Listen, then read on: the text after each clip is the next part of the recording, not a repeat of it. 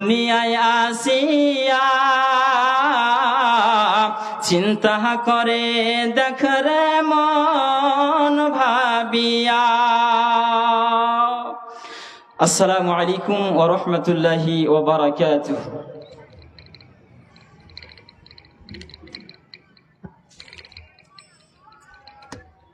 মাশাআল্লাহ, মাওলানা ফিরোজ আলী সাহেব আপনাদের সম্মুখে বক্তব্য রাখলেন। আমাদের ঈমান কিভাবে নড়বড়ে হয়ে যায় আর আবার ঈমান কিভাবে মজবুত হয়ে যায়, ঈমানটা ঘটে কেন, বাড়ে কেন, সুন্দরভাবে বলে গেলেন। যদি আমরা অরিজিনাল কানে এবং পূর্ণ ধ্যান দিয়ে যদি আমরা শুনে থাকি, নিশ্চয়ই ওয়াজগুলো আমাদের কাজে লাগবে। আল্লাহ যেন ওনাকে ভবিষ্যতে হাদিস কোরআন, সহিহ হাদিস কোরআন অনুযায়ী